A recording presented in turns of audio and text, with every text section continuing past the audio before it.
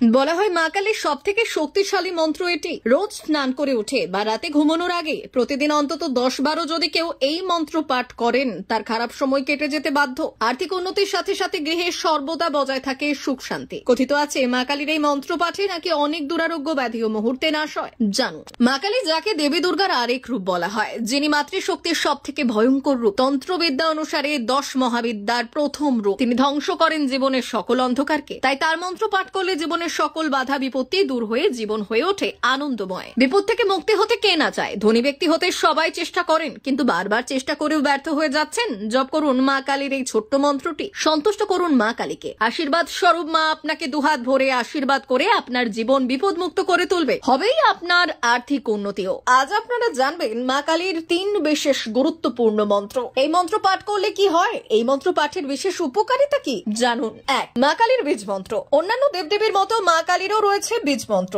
এই বীজ মন্ত্র হলো মূল মন্ত্র এবং এর কার্যকারিতা অন্য সকল মন্ত্রের থেকে অনেক বেশি। মন্ত্র পাঠের বিধি খুব ভালো হয়। আপনি যদি প্রতিদিন রাতে শোবার আগে বিছানায় বসে মনকে শান্ত ও পবিত্র করে ছোট্ট বীজ মন্ত্রটি কমপক্ষে 108 বার জপ করেন। মন্ত্র ওম ক্রিং কালিকায় সাহা। 2. মা কালীর প্রণাম মন্ত্র। এই মন্ত্র হলো মা কালীর প্রণাম মন্ত্র। এই মন্ত্র মা কালীর এক শক্তিশালী মন্ত্র। বীজ মন্ত্র পাঠের শেষে আপনি হাত জোড়ো করে মা কালীকে প্রণাম করুন। মন্ত্র নমো জয়ন্তী মঙ্গলা কালী ভদ্রা কালী কপালিনী দুর্গা শিবা সমাধাত্রী সাহা সুধা নমস্তুতে। মা কালীর প্রণাম মন্ত্রের উপকারিতা। এই মন্ত্র পাঠে মা কালী অত্যন্ত প্রসন্ন হন। এছাড়াও এই মন্ত্র পাঠে পাঠকের মনে আধ্যাত্মিক শক্তির বিকাশ ঘটে। আর্থিক উন্নতি হয় গৃহে। এছাড়াও গৃহে শান্তি বজায় থাকে সর্বদা।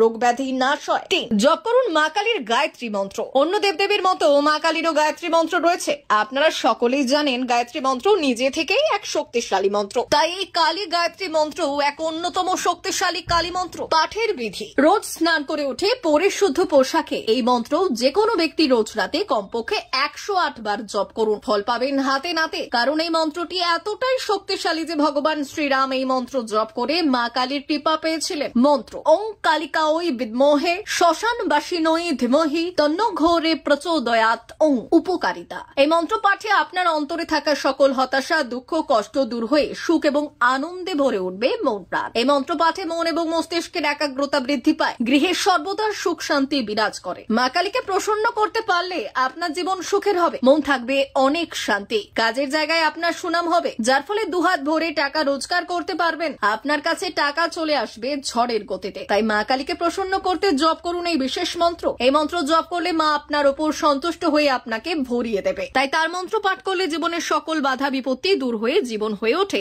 আনন্দময়। বিপদ থেকে মুক্তি হতে কে না চায়? ধনী